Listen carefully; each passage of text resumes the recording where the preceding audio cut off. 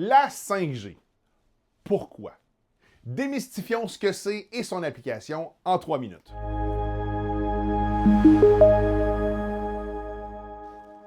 Quand on parle de G avec un téléphone cellulaire, on parle de la génération. Donc, des améliorations qui ont été apportées à chaque fois par rapport au signal original. Bon, on est rendu à 5G, j'ai même vu 5G+. C'est quoi ça? Ben, à chaque fois qu'on apporte une modification significative, on change de génération. La première génération, c'était analogique. Des gros appareils, des piles massives, des durées de charge courtes, aucune encryption, aucune donnée. Comme une radio, c'était possible d'intercepter et d'écouter les conversations. La génération suivante, la deuxième génération, donc la 2G, qu'on a juste appelé le numérique. C'est le signal de la voix qui est maintenant converti en données informatiques, des 1 et des 0, avant d'être envoyé dans les airs. Et ça marque aussi l'apparition des textos, des SMS. Mais pour vous donner une idée, les premiers cellulaires pouvaient recevoir des textos comme si c'était des messages importants de l'opérateur, mais ne pouvaient pas nécessairement en envoyer. Aussi, les premiers BlackBerry, c'était des 2G. C'est pour ça que les données étaient limitées aux emails, de petites quantités d'informations qui pouvaient être transigées. La 3G, la troisième génération, l'architecture du réseau est repensée au complet pour faire une place majeure aux données Internet et pas seulement à la voix.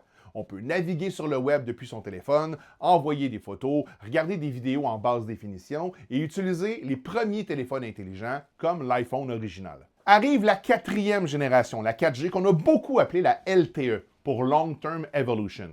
Ça a été conçu pour le tout IP. Ce que ça veut dire, c'est que le réseau traite tout de la même manière. Que ce soit de la voix, des textos ou des données, c'est tout converti en paquets de données comme si on naviguait sur Internet.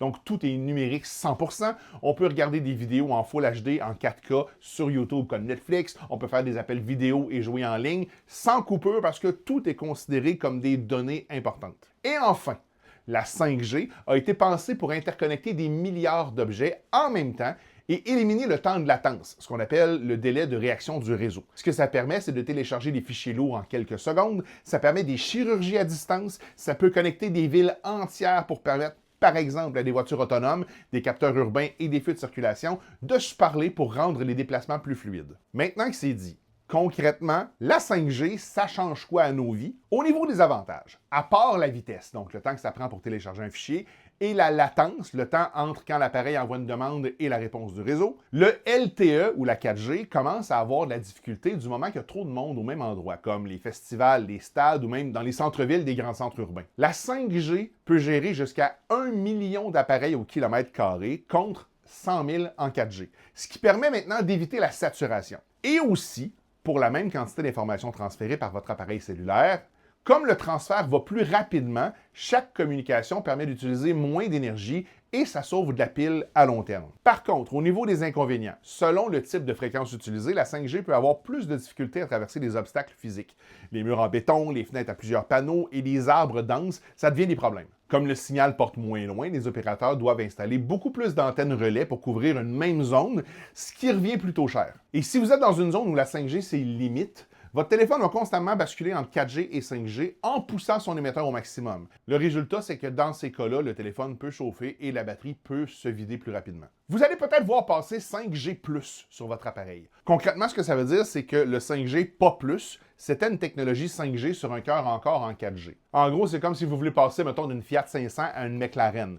Ben, vous avez votre Fiat 500 puis vous changez plusieurs morceaux dedans pour que ça s'en aille vers McLaren, mais c'est pas encore là. Ça, c'est la 5G. Puis quand vous allez changer tous les autres morceaux pour qu'il ne reste plus rien de votre Fiat et que ça soit 100% de McLaren, ben ça, c'est la 5G+. Si vous transformez votre Fiat 500 en McLaren, je veux voir le résultat, s'il vous plaît. Cela étant dit, la 5G+, c'est la vraie 5G avec la possibilité de ce qu'on appelle le Network Slicing, la priorité de réseau. Et ça, pour le commun des mortels, c'est probablement ce qui est le plus concret. Reprenons l'exemple d'un festival.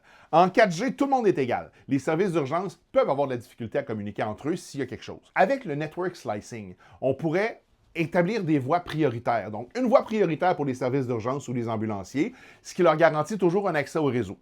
Ensuite, on pourrait avoir une voie dédiée au streaming vidéo 4K pour envoyer sans fil le signal vidéo des caméras sur la scène aux écrans géants du festival sans coupure. Et enfin, une voie classique pour le grand public. Et tout ce que ça prend pour pouvoir en profiter, c'est un appareil compatible. Chose qui est pas mal standard depuis autour de 2021-2022, en attendant la 6G, dont la commercialisation n'est pas encore prévue avant 2030 environ. Encore une fois, si vous avez appris quelque chose, aimez et partagez. Puis en commentaire, vous rappelez-vous de votre premier téléphone cellulaire? Moi, personnellement, c'était un Nokia 5120 en 1998. Puis en le disant, c'est drôle, on dirait que ça ne me rajeunit pas.